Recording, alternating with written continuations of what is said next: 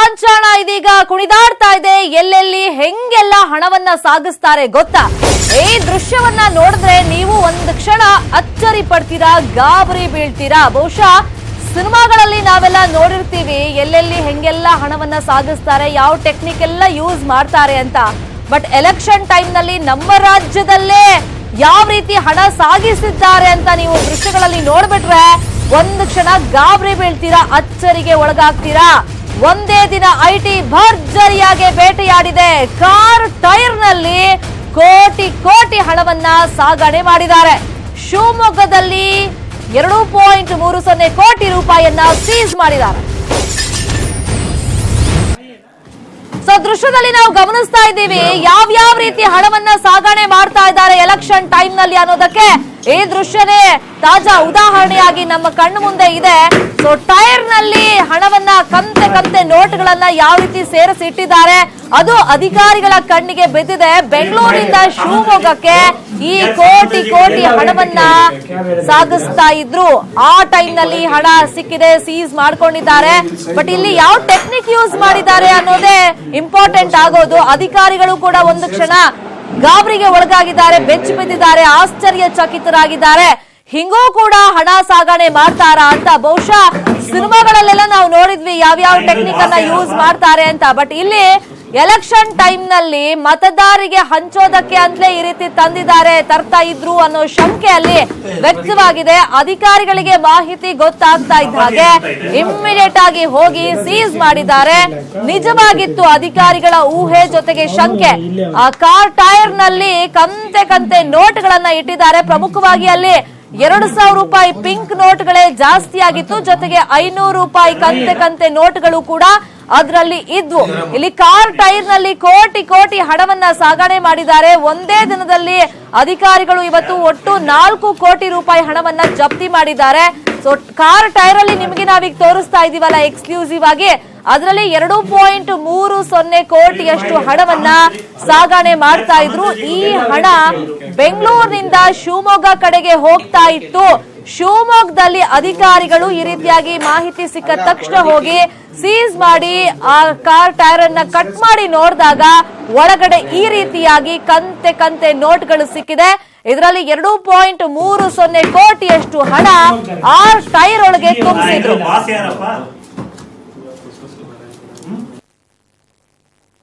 So ದೃಶ್ಯದಲ್ಲಿ ನಾವು ಗಮನಿಸ್ತಾ ಇದ್ದೀವಿ ಟೈರ್ ಒಳಗೆ ಹಣವನ್ನ ಇಟ್ಟಿದ್ದಾರೆ. ಮತದಾರರಿಗೆ ಹಂಚೋದಕ್ಕೆ ಅಂತಾನೆ ಈ ಹಣವನ್ನ ಸಾಗಣೆ ಮಾಡ್ತಾ ಇದ್ರು ಅನ್ನೋ ಶಂಕೆ ಅಧಿಕಾರಿಗಳಿಗೂ ಇದೆ, ಪೊಲೀಸರಿಗೂ ಇದೆ.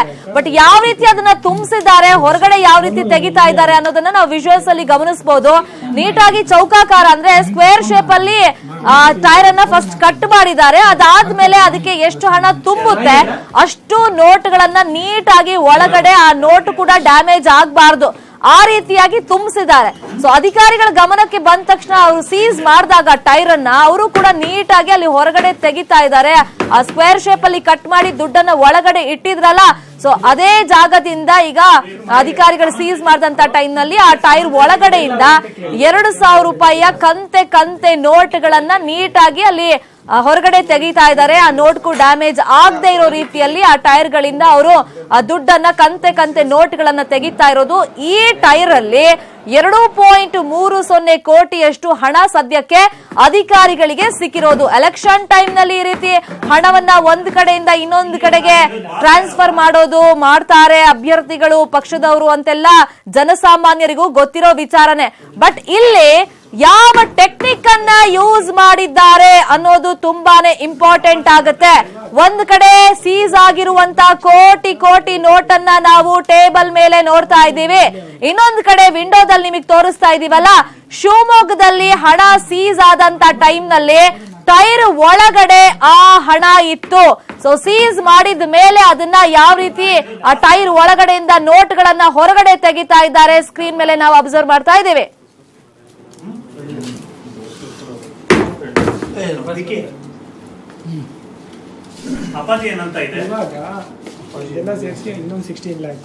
ಸೊ ಈ ಹಣದ ಬಗ್ಗೆ, ಹಣ ಸೀಸ್ ಆಗಿರೋ ಬಗ್ಗೆ ಮತ್ತಷ್ಟು ಇನ್ಫಾರ್ಮೇಶನ್ ಕೊಡ್ತಾರೆ ನ್ಯೂಸ್ ರೂಮ್ ಇಂದ ನೇರ ಸಂಪರ್ಕದಲ್ಲಿ ಜಾಯ್ನ್ ಆಗಿರುವಂತ ನಮ್ಮ ಕ್ರೈಮ್ ಬ್ಯೂರೋ ಹೆಡ್ ಮಂಜುನಾಥ್. ನಿಜಕ್ಕೂ ಆಶ್ಚರ್ಯ ಆಗುತ್ತೆ. ಎಲೆಕ್ಷನ್ ಟೈಮ್ ನಲ್ಲಿ ಹಣ ಸಾಗಣೆ ಮಾಡ್ತಾರೆ, ಅದನ್ನ ಮತದಾರರಿಗೆ ಹಂಚ್ತಾರೆ. ಪ್ರತಿಯೊಬ್ಬ ಸಾಮಾನ್ಯ ಮನುಷ್ಯನಿಗೂ ಗೊತ್ತಿರೋ ವಿಚಾರನೇ ಅದು. ಬಟ್ ಇಲ್ಲಿ ಯಾವ ಟೆಕ್ನಿಕ್ ಯೂಸ್ ಮಾಡಿದ್ದಾರೆ, ಒಂದು ಕ್ಷಣ ಬಹುಶಃ ಅಧಿಕಾರಿಗಳೇ ಗಾಬರಿ ಬಿದ್ದಿರ್ತಾರೆ. ಸೊ ಯಾರಿಗೆ ಸಂಬಂಧಪಟ್ಟಿದ್ದು, ಯಾವ ರೀತಿ ಹಣ ವರ್ಗಾವಣೆ ಮಾಡ್ತಿದ್ರು ಮಂಜುನಾಥ್ ಇಲ್ಲೇ? ಈ ಒಂದು ಸ್ಟ್ರಾಟಜಿ ಪೊಲಿಟಿಷಿಯನ್ಸ್ ಯಾವ್ಯಾವ ರೀತಿ ಮಾಡ್ಬೋದು ಅನ್ನೋದನ್ನ ಹಣದಲ್ಲೂ ಕೂಡ ನಾವು ನೋಡ್ಬೋದು. ಈ ಹಿಂದೆ ಚಿತ್ರದುರ್ಗದಲ್ಲಿ ಚಳ್ಳಕೆರೆಯಲ್ಲಿ ದಾಳಿ ಆದಂತ ಸಂದರ್ಭದಲ್ಲಿ ಬಾತ್ರೂಮ್ ಅಲ್ಲಿ ಇಟ್ಟಿದ್ದನ್ನ ನಾವು ನೋಡಿದ್ವಿ. ಅಂದ್ರೆ ಬಾತ್ರೂಮ್ ಅಲ್ಲಿ ಹಣಕ್ಕೋಸ್ಕರ ಒಂದು ಬಾಕ್ಸ್ ಅನ್ನ ಮಾಡಿ ಅದನ್ನ ಹೇಗೆಲ್ಲ ಇಟ್ಟಿದ್ರು ಅನ್ನೋಂಥದ್ದು ನೋಡಿದ್ವಿ. ಅದಾದ ನಂತರ ಚುನಾವಣೆ ಹೊತ್ತಲ್ಲಿ ಯಾವ್ಯಾವ ರೀತಿಯಲ್ಲೇ ಎಲ್ಲ ಮಾಡಬಹುದು ಅನ್ನೋದಕ್ಕೆ ಬಹುಶಃ ಇದು ದೊಡ್ಡ ಎಕ್ಸಾಂಪಲ್ ಅನ್ಸುತ್ತೆ. ಯಾಕಂದ್ರೆ ಚುನಾವಣೆಯ ಮೇಲೆ ಎಷ್ಟು ಐಟಿ ಕಣ್ಣಿದೆ ಅನ್ನೋದನ್ನ ತಪ್ಪಿಸಲಿಕ್ಕೆ ಏನೆಲ್ಲ ಪ್ರಯತ್ನಗಳು ಮಾಡಬಹುದು, ಅದರಲ್ಲಿ ಇದು ಕೂಡ ಒಂದು ಅಂತ ಕಾಣಿಸುತ್ತೆ. ಬಹುಶಃ ಇದನ್ನ ಮಾಡಿದವ್ರಿಗಿಂತ ಇಂಥದನ್ನ ಹುಡುಕಿದ್ರಲ್ಲ ಅವ್ರಿಗೆ ನಾವು ಇವತ್ತು ಶಬಾಷ್ ಅಂತ ಹೇಳ್ಬೇಕು. ಯಾಕಂದ್ರೆ ಸಾಮಾನ್ಯಕ್ಕೆ ಒಂದು ವಾಹನದಲ್ಲಿ ಒಂದು ಸ್ಟೆಪ್ನಿ ಟೈರ್ ಇರುತ್ತೆ ಅಂದ್ರೂ ಕಾಮನ್ ಆಗಿ ಚೆಕ್ ಮಾಡಲ್ಲ, ಅದನ್ನ ಹಂಗೆ ಕಳಿಸ್ಬಿಡ್ತಾರೆ ಎಲ್ಲ ಯಾವುದೇ ಒಂದು ಚೆಕ್ ಪೋಸ್ಟ್ ಹೋದ್ರು. ಯಾಕಂದ್ರೆ ಅದರಲ್ಲಿ ಏನು ಇರಲ್ಲ ಅನ್ನೋಂಥ ಭಾವನೆಗೆ ಅಲ್ಲಿನ ಅಧಿಕಾರಿಗಳು ಅಥವಾ ತಪಾಸಣೆ ಮಾಡೋರು ಬಂದ್ಬಿಡ್ತಾರೆ. ಆದ್ರೆ ಅವನು ದುರಾದೃಷ್ಟ ಇತ್ತೋ ಅಥವಾ ಏನ್ ಗ್ರಾಚಾರ ಕೆಟ್ಟಿತ್ತೋ ಗೊತ್ತಿಲ್ಲ, ಇವತ್ತು ಆ ಸ್ಟೆಪ್ನಿ ಇದರಿಂದಾನೇ ತಗಲಾಕೊಂಡಿದ್ದಾನೆ ಅಂತ ಅನ್ಸುತ್ತೆ.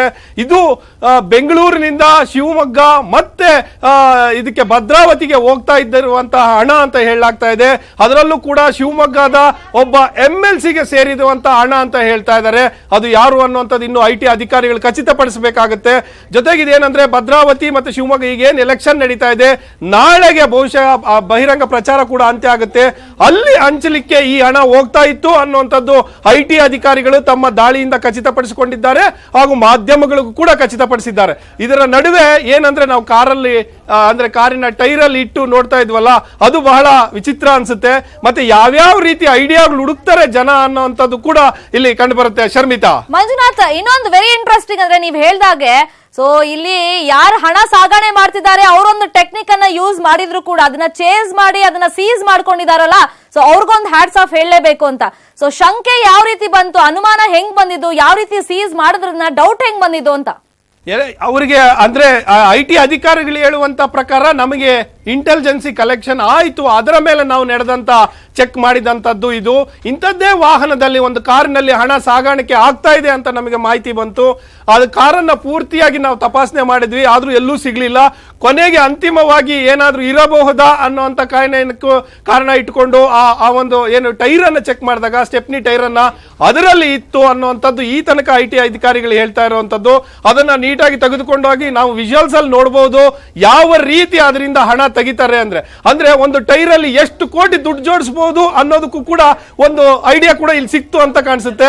ಯಾಕಂದ್ರೆ ಈ ಟೈರ್ ನಲ್ಲಿ ಸುಮಾರು 2.30 ಅಂದ್ರೆ 2,30,00,000 ಹಣ ಇಟ್ಟಿದ್ರು ಅನ್ನೋದೇ ಒಂದು ಆಶ್ಚರ್ಯ. ಆದ್ರೆ ಈ ಐಡಿಯಾ ಯಾರು ಕೊಟ್ರು ಅನ್ನೋಂಥದ್ದು ಕೂಡ ಆಶ್ಚರ್ಯ ಹುಟ್ಟಿಸುತ್ತೆ. Sharmita, okay, thank you Manjunath ಅವೆಲ್ಲ ಇನ್ಫಾರ್ಮೇಶನ್ಗೆ. ರಾಜ್ಯದಲ್ಲಿ ಮೊದಲನೇ ಹಂತದ ಚುನಾವಣೆ ಮುಗಿದಿದ್ದು ಏಪ್ರಿಲ್ 23ರಂದು ಎರಡನೇ ಹಂತದಲ್ಲಿ ಚುನಾವಣೆ ನಡೆಯಲಿದೆ. ಹೈ ಪ್ರೊಫೈಲ್ ಕಣ ಅಂತಾನೆ ಬಿಂಬಿಸಲಾಗಿರೋ ಶಿವಮೊಗ್ಗದಲ್ಲಿ ಮಾಜಿ ಮುಖ್ಯಮಂತ್ರಿಗಳ ಪುತ್ರರ ಕಾದಾಟ ಜೋರಾಗಿದೆ. ಭದ್ರಾವತಿಯಲ್ಲಿ ಬಿಜೆಪಿ ರಾಷ್ಟ್ರೀಯ ಅಧ್ಯಕ್ಷ ಅಮಿತ್ ಶಾ ಬೃಹತ್ ರೋಡ್ ಶೋ ನಡೆಸುವ ಮೂಲಕ ಶಕ್ತಿ ಪ್ರದರ್ಶಿಸಿದರು.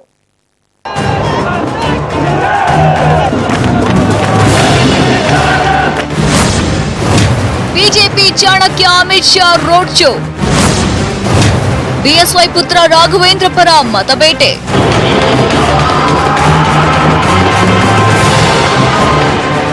ಬಿಜೆಪಿ ರಾಷ್ಟ್ರೀಯ ಅಧ್ಯಕ್ಷ ಅಮಿತ್ ಶಾ ಶಿವಮೊಗ್ಗದ ಭದ್ರಾವತಿಯಲ್ಲಿ ಭರ್ಜರಿ ರೋಡ್ ಶೋ ನಡೆಸಿದ್ರು.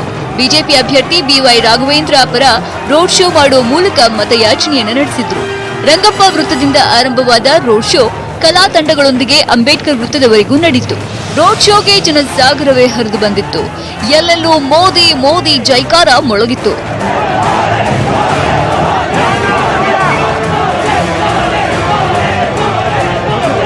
ಪ್ರಚಾರದಲ್ಲಿ ಮಾತನಾಡಿದ ಅಮಿತ್ ಶಾ, ಇದು ರಾಘವೇಂದ್ರರನ್ನ ಗೆಲ್ಲಿಸಲು ಚುನಾವಣೆ ಅಲ್ಲ, ಇದು ಮೋದಿಯನ್ನ ಪ್ರಧಾನಿ ಮಾಡುವ ಚುನಾವಣೆ. ಮೋದಿಗೋಸ್ಕರ ರಾಘವೇಂದ್ರರನ್ನ ಗೆಲ್ಲಿಸಿ ದೇಶದ ಭದ್ರತೆಗಾಗಿ ನರೇಂದ್ರ ಮೋದಿ ಮತ್ತೊಮ್ಮೆ ಪ್ರಧಾನಿಯಾಗಬೇಕು ಅಂತ ಹೇಳಿದ್ರು. ये चुनाव सिर्फ राघवेंद्र को संसद सदस्य बनाने का नहीं है, उनको संसद सदस्य तो बनाना ही है, परंतु संसद सदस्य क्यों बनाना है?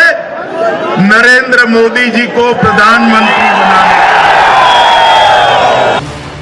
ಇನ್ನು ಯಡಿಯೂರಪ್ಪ ಹಾಗೂ ಪಕ್ಷದ ಹಿರಿಯ ಮುಖಂಡ ಎಸ್ಎಂ ಕೃಷ್ಣ ತೀರ್ಥಹಳ್ಳಿಯಲ್ಲಿ ರಾಘವೇಂದ್ರ ಪರ ಪ್ರಚಾರವನ್ನು ಮಾಡಿದ್ರು. ಮಹಾಗಠಬಂಧನ್ ಹಾಗೂ ರಾಹುಲ್ ವಿರುದ್ಧ ಕೃಷ್ಣ ಲೇವಡಿ ಮಾಡಿದ್ರು.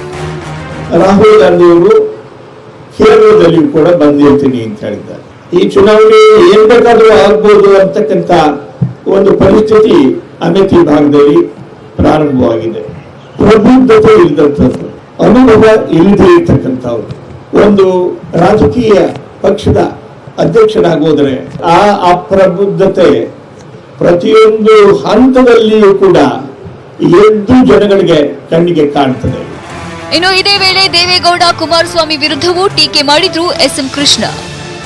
ಇದು ಬಹಳ ಅನಾರೋಗ್ಯಕರವಾದ ಬೆಳವಣಿಗೆ. ಏನೋ ಒಂದು ಕಡೆ ಅಪ್ಪ ಆದ್ಮೇಲೆ ಮಗ ಆದ್ಮೇಲೆ ಮೊಮ್ಮಗ ಈಗ ಬರ್ಬೋದು, ಆದ್ರೆ ಇಡೀ ಎಲ್ಲರೂ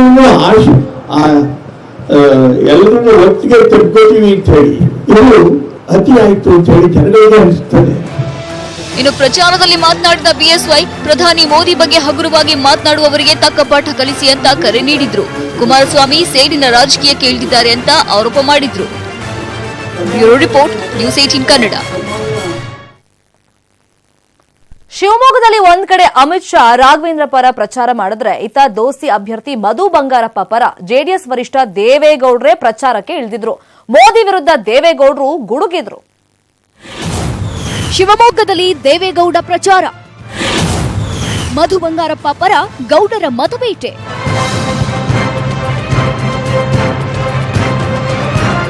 ಶಿವಮೊಗ್ಗದಲ್ಲಿ ದೋಸ್ತಿ ಅಭ್ಯರ್ಥಿ ಮಧು ಬಂಗಾರಪ್ಪ ಪರ ಇಂದು ದೇವೇಗೌಡ ಪ್ರಚಾರ ಮಾಡಿದ್ರು. ತೀರ್ಥಹಳ್ಳಿ ವಿಧಾನಸಭಾ ಕ್ಷೇತ್ರದ ಉಮ್ಳೆಬೈಲಿನಲ್ಲಿ ಸಾರ್ವಜನಿಕ ಸಭೆ ಉದ್ಘಾಟಿಸಿದ ದೇವೇಗೌಡರು ಮತಬೇಟೆ ನಡೆಸಿದ್ರು.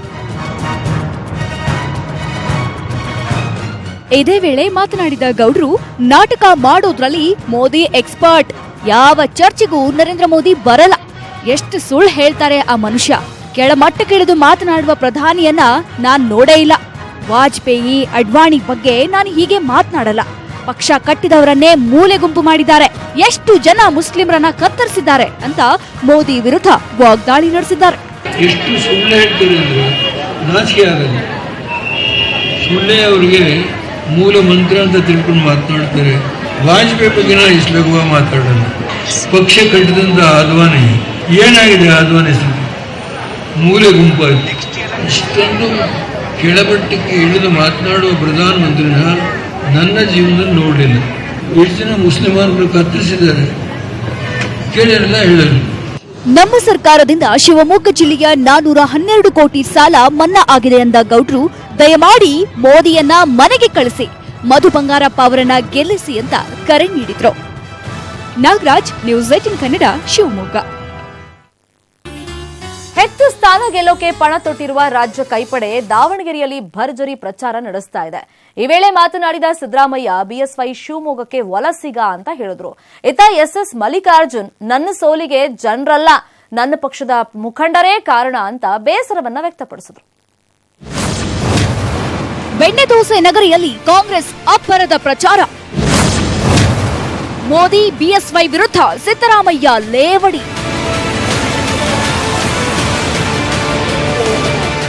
ದಾವಣಗೆರೆಯಲ್ಲಿ ಕಾಂಗ್ರೆಸ್ ಗೆಲುವಿಗೆ ಕೈಪಡೆ ಭರ್ಜರಿ ಪ್ರಚಾರ ನಡೆಸ್ತಾ ಇದೆ.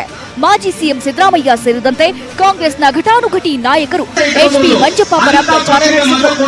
ತ್ಯಾವಣಿಗೆಯಲ್ಲಿ ಪ್ರಚಾರ ಮಾಡಿದ ಸಿದ್ದರಾಮಯ್ಯ, ಯಡಿಯೂರಪ್ಪ ಶಿಕಾರಿಪುರದವರಲ್ಲ, ಅವರು ಕೆಆರ್ಪೇಟೆ ಮೂಲದವರು ಅಂದ್ರು. ಜೊತೆಗೆ ಹಸಿರು ಶಾಲು ಹಾಕಿಕೊಂಡ ತಕ್ಷಣ ಎಲ್ಲ ರೈತರಾಗ್ತಾರಾ ಅಂತ ಬಿಎಸ್ವೈಗೆ ಟಾಂಗ್ ನೀಡಿದ್ರು. ಇನ್ನು ಮೋದಿ ಮುಖ ನೋಡಿಕೊಂಡು ಮತ ಕೇಳೋದಾದ್ರೆ ಸಿದ್ದೇಶ್ವರ್ ಯಾಕೆ ಸ್ಪರ್ಧೆ ಮಾಡಿದ್ರು ಅಂತ ಲೇವಡಿ ಮಾಡಿದ್ರು. ಈ ಯಡಿಯೂರಪ್ಪ ಇದಾರಲ್ಲ, ಶಿವಮೊಗ್ಗ ಶಿಕಾರಿಪುರ, ಅವ್ರು ಆಕ್ಚುಲಿ ಕೆಆರ್ಪೇಟೆ ಅವರು ಇಲ್ಲಿ ಬಂದು ಸೇರ್ಕೊಂಡವ್ರೆ ಅಷ್ಟೇ. ಇಲ್ಲಿ ಬಂದು ವಲಸೆ ಬಂದು ಇಲ್ಲಿ ಸೇರ್ಕೊಂಡು ಮಾವನ ಮನೆಯಲ್ಲಿ ಸೇರ್ಕೊಂಡು ಏನೋ ಮಾಡ್ಕೊಂಡು ಇಲ್ಲಿ ಅದು ವೈಯಕ್ತಿಕ ಏನೋ ಮಾಡ್ಕೊಳ್ಳಿ. ಆಮೇಲೆ ಇವ್ರು ಏನಂತಾರೆ, ಸಿದ್ದೇಶ್ವರ ನನ್ನ ಮುಖ ನೋಡ್ಬಿಡಿ, ಮೋದಿ ಮುಖ ನೋಡಿ, ಮತ್ತೆ ನೀ ಯಾಕಪ್ಪ ನಿಂತಿದ್ಯಾ? ಹೆಣ್ಣು ನೋಡಕ್ ಹೋದ್ರೆ ಗಂಡು ಹೆಣ್ಣಿನ ಮುಖ ತಾನೇ ತೋರಿಸ್ಬೇಕು, ಇಲ್ಲ ಅವ್ರ ಓನ್ ಮುಖ ನೋಡಿ, ಅವ್ರ ಓನ್ ಮುಖ ನೋಡಿ ಅಂತ ಹೇಳಿದಾಗ ಆಗ್ಬಿಟ್ಟಾರಲ್ಲ. ಇದು ಸರ್ಜಿಕಲ್ ಸ್ಟ್ರೈಕ್ ಮಾಡಿದವರು ನಮ್ಮ ಯೋಧರು, ಅವರು ಸೆಲ್ಯೂಟ್ ಹೊಡಬೇಕಾಗಿತ್ತು. ನೀನ್ ಸ್ಟೆನ್ ಗನ್ ತಕ ಹೋಗಿದ್ದ ಒಳ್ಳೆಯಕ್ಕೆ, ಅಲ್ಲಿಗೆ ನಾಚಿಕೆ ಆಗಲ್ಲ ಅವನಿಗೆ. ಹೋಗಿದ್ನ ಸ್ಟೆನ್ ಗನ್ ತಕ್ಕಂತ ಹೊಡೆಯಕ್ಕೆ? ಯುದ್ಧ ಮಾಡೋರು ಅವರು, ಹೆಸರು ತಕೊಳ್ಳೋದು ಈ ಗಾಳಿ ಈ ಗಿರಾಕಿ. ಇನ್ನು ಸಮಾವೇಶದಲ್ಲಿ ಮಾತನಾಡಿದ ಮಾಜಿ ಸಚಿವ ಎಸ್ ಮಲ್ಲಿಕಾರ್ಜುನ್, ವಿಧಾನಸಭೆ ಚುನಾವಣೆಯಲ್ಲಿ ನನ್ನ ಸೋಲಿಗೆ ಜನರಲ್ಲ ಕಾರಣ, ನನ್ನ ಪಕ್ಷದ ಮುಖಂಡರೇ ಅಂತ ಹರಿಹಾಯ್ದ್ರು. ಯಾಕಪ್ಪ ನಮ್ಮ ಕಾಂಗ್ರೆಸ್ ಪಕ್ಷದಾಗ ಹೇಳ್ಬೇಕಪ್ಪ ಅಂದ್ರೆ ಮತದಾರರು ಸೋಲ್ಸೋದಕ್ಕಿಂತ ಮುಂಚೆ ನಮ್ಮ ಕಾರ್ಯಕರ್ತರಿಗೆ ಹೇಳ್ಬೇಕಪ್ಪ ಅಂದ್ರೆ ನಮ್ಮ ಲೀಡರ್ಸ್ಗಳೇ ನಮ್ಮನ್ನು ಸೋಲ್ಸೋದು. ಆ ಬಾರಿಯಲ್ಲಿ ನಮ್ಮ ಲೀಡರ್ಗಳು ಎಲ್ಲರೂ ಇವತ್ತು. ಇತ್ತ ಹುಚ್ಚಂಗಿದುರ್ಗದ ಸಮಾವೇಶದಲ್ಲಿ ಪ್ರಚಾರ ಮಾಡಿದ ಸಿದ್ದರಾಮಯ್ಯ ಬಿಜೆಪಿ ಹಾಗೂ ಮೋದಿ ವಿರುದ್ಧ ವಾಗ್ದಾಳಿ ಮಾಡಿದ್ರು. ಜೊತೆಗೆ ಮತ್ತೆ ಸಿಎಂ ಆಗೋ ಬಗ್ಗೆ ಮಾತನಾಡಿದ ಸಿದ್ದರಾಮಯ್ಯ ಮುಂದೆ ಅಧಿಕಾರಕ್ಕೆ ಬಂದ್ರೆ 10 ಕೆಜಿ ಅಕ್ಕಿ ಕೊಡೋದಾಗಿ ಭರವಸೆ ನೀಡಿದ್ರು. ನಾನು ಹೇಳದ್ದು ಮುಂದೆ ಸಿಎಂ ಆಗ್ತೀನಿ ಅಂತ ರೀ, ನಾಳೆ ಅಂತ ಹೇಳಿದ್ದೆ ನಾನು. ರಾಜಕೀಯ ಸನ್ಯಾಸಿನ ಅಲ್ಲಿ ಇದಕ್ಕೆ ಬಂದಿದ್ದೆ ಬಿಸಿಲಲ್ಲಿ. ನಾನು ಹೇಳದ್ದು ಮುಂದೆ ನಮ್ಮ ಪಕ್ಷ ಅಧಿಕಾರಕ್ಕೆ ಬರ್ತದೆ, ಆಗ ನಾನು ಚೀಫ್ ಮಿನಿಸ್ಟರ್ ಆದ್ಮೇಲೆ 10 ಕೆಜಿ ಅಕ್ಕಿ ಕೊಡ್ತೀನಿ ರೀ, 7ರಿಂದ 10 ಕೆಜಿ ಮಾಡ್ತೀನಿ ಅಂತ ಹೇಳಿದ್ದೇನೆ. What is wrong in that? ಬೆಳಗ್ಗೆ ಸಿದ್ದರಾಮಯ್ಯ ಹೆಲಿಕಾಪ್ಟರ್ನಲ್ಲಿ ದಾವಣಗೆರೆಗೆ ಬರ್ತಿದ್ದಂತೆ ಚುನಾವಣಾ ಅಧಿಕಾರಿಗಳು ಹೆಲಿಕಾಪ್ಟರ್ ತಪಾಸಣೆ ಮಾಡಿದ್ರು. ಬಳಿಕ ಕಾರನ್ನು ಸಹ ತಪಾಸಣೆ ಮಾಡಿದಾಗ ಅಧಿಕಾರಿಗಳಿಗೆ ಪುಟ್ಟ ಗೊಂಬೆಯೊಂದು ಸಿಕ್ತು. ಅದನ್ನು ಬಿಡದೆ ಅಧಿಕಾರಿಗಳು ತೆಗೆದುಕೊಂಡು ಹೋದ್ರು. ಬಳಿಕ ಮಾಜಿ ಸಚಿವ ಎಸ್ ಮಲ್ಲಿಕಾರ್ಜುನ್ ಸ್ವತಃ ತಮ್ಮ ಬೆನ್ಸ್ ಕಾರನ್ನ ತಾವೇ ಡ್ರೈವ್ ಮಾಡಿಕೊಂಡು ಸಿದ್ದರಾಮಯ್ಯನವರನ್ನ ಕರೆದೊಯ್ದ್ರು. HMP Kumar, news 18 Kannada, Davanagere. ಮಂಡ್ಯದ ಚುನಾವಣೆ ಒಂದು ತೂಕವಾದ್ರೆ ಮಂಡ್ಯದೇ ಒಂದು ತೂಕ ಅನ್ನುವಂತಾಗಿತ್ತು. ಮಂಡ್ಯ ಒಂದಿಲ್ಲೊಂದು ವಿಷಯಗಳಿಂದ ಸುದ್ದಿ ಆಗ್ತಲೇ ಇತ್ತು. ಇದು ರಿಸಲ್ಟ್ ಬರೋವರೆಗೂ ಮುಗಿಯಲ್ಲ ಅನ್ನೆ. ಈಗ ಮಾತ್ರ ಸುದ್ದಿ ಆಗಿರೋದು ಭಾರಿ ಬೆಟ್ಟಿಂಗ್ ವಿಷಯಕ್ಕೆ. ಮಂಡ್ಯದಲ್ಲಿ ಬೆಟ್ಟಿಂಗೋ ಬೆಟ್ಟಿಂಗ್, ಗೆಲ್ಲೋದು ಸುಮಾನ, ನಿಖಿಲ. ಜಮೀನಿಗೆ ಜಮೀನೇ ಬೆಟ್ಟಿಂಗ್. ಮಂಡ್ಯದಲ್ಲಿ ಚುನಾವಣೆ ಘೋಷಣೆ ಆದಾಗಿನಿಂದ ಆರಂಭವಾದ ಅಬ್ಬರ ಚುನಾವಣೆ ಮುಗಿದ್ರೂ ಕಡಿಮೆಯಾಗಿಲ್ಲ. ಇಡೀ ದೇಶದಲ್ಲಿ ಚುನಾವಣೆ ನಡೀತಾ ಇದ್ರೂ ಕೇವಲ ಮಂಡ್ಯದಲ್ಲಿ ಮಾತ್ರ ಚುನಾವಣೆ ನಡೀತಿದೆಯೇನೋ ಅನ್ನುವಂತೆ ಬಿಂಬಿತವಾಗಿದ್ದು ಸುಳ್ಳಲ್ಲ. ಇದಕ್ಕೆ ಕಾರಣಗಳು ಇಲ್ಲದೇ ಇಲ್ಲ. ನಿಖಿಲ್ ಪರ ಇಡೀ ದೋಸ್ತಿ ಸರ್ಕಾರವೇ ಅಖಾಡಕ್ಕಿಳಿದಿತ್ತು. ಆದ್ರೆ ಮಂಡ್ಯ ಕಾಂಗ್ರೆಸ್ಸಿಗರು ಜೊತೆಗೆ ಬಿಜೆಪಿ ನಾಯಕರು ಕೂಡ ಸುಮಲತಾ ಪರ ನಿಂತಿದ್ರು. ಇನ್ನು ಸುಮಲತಾ ಪರ ಜೋಡೆತ್ತುಗಳ ಪ್ರಚಾರದ ಅಬ್ಬರವನ್ನ ಕೇಳೋದೇ ಬೇಡ ಬಿಡಿ.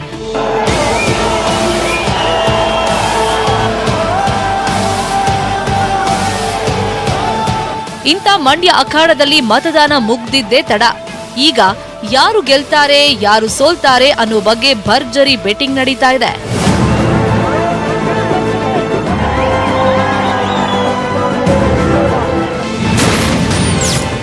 ಮಂಡ್ಯದಲ್ಲಿ ಬೆಟ್ಟಿಂಗ್ ಭರಾಟೆ. ಎತ್ತು, ಕುರಿ, ಟ್ರ್ಯಾಕ್ಟರ್ ಬಾಜಿಗಿಟ್ರು. ಈಗ ಎಲ್ಲರ ಬಾಯಲ್ಲೂ ಇದೇ ಸುದ್ದಿ, ನಿಖಿಲ್ ಗೆಲ್ತಾರಾ, ಸುಮಲತಾ ಗೆಲ್ತಾರಾ ಅಂತ. ಬೆಟ್ಟಿಂಗ್ನಲ್ಲಿ ಕೇವಲ ದುಡ್ಡು ಮಾತ್ರ ಅಲ್ಲ, ಕುರಿ, ಎತ್ತು, ಹಸು, ಟ್ರ್ಯಾಕ್ಟರ್, ಬೈಕ್ ಪಣಕ್ಕಿಟ್ಟಿದ್ದಾರೆ. ಕೆಲವರು ಇನ್ನೂ ಮುಂದೆ ಹೋಗಿ ಚಿನ್ನ, ಮೊಬೈಲ್, ಜಮೀನನ್ನೇ ಪಣಕ್ಕಿಟ್ಟು ಕೂತಿದ್ದಾರೆ.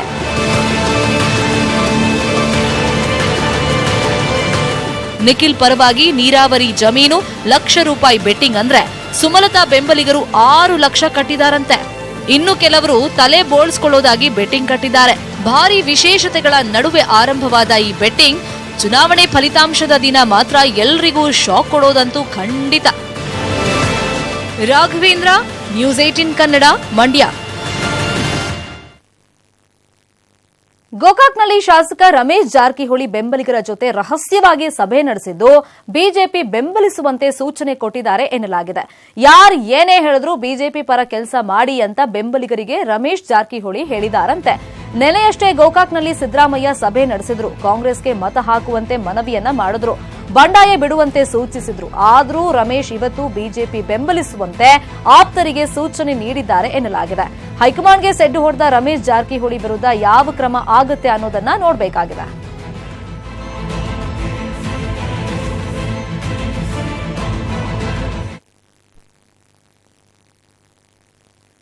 ರಾಯಚೂರು ವಿದ್ಯಾರ್ಥಿನಿ ಶಂಕಾಸ್ಪದ ಸಾವು ಪ್ರಕರಣ ಮತ್ತಷ್ಟು ಟ್ವಿಸ್ಟ್ ಅನ್ನು ಪಡ್ಕೊಳ್ತಾ ಇದೆ. ಇವತ್ತು ಮೃತ ವಿದ್ಯಾರ್ಥಿನಿ ಪೋಷಕರು ಸುದ್ದಿಗೋಷ್ಠಿಯನ್ನು ನಡೆಸಿದ್ರು.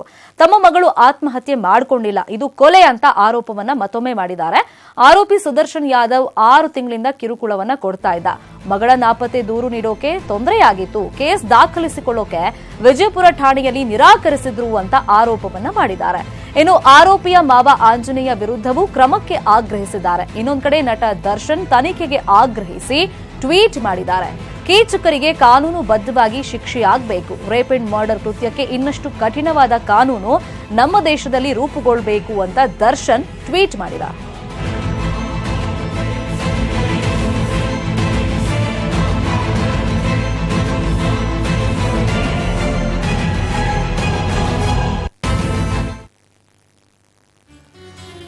ಇದು ಇವತ್ತಿನ ಕನ್ನಡ ನಾಡಿ. ಇದೀಗ ದೋಸ್ತಿಗೆ ಢವ ಢವ ವಿಶೇಷ ಕಾರ್ಯಕ್ರಮ ಪ್ರಸಾರವಾಗುತ್ತೆ. ನೋಡ್ತಾರೆ ನ್ಯೂಸ್ 18 ಕನ್ನಡ. ಜಾಲ ನಮ್ಮದು, ಬಲ ನಿಮ್ಮದು.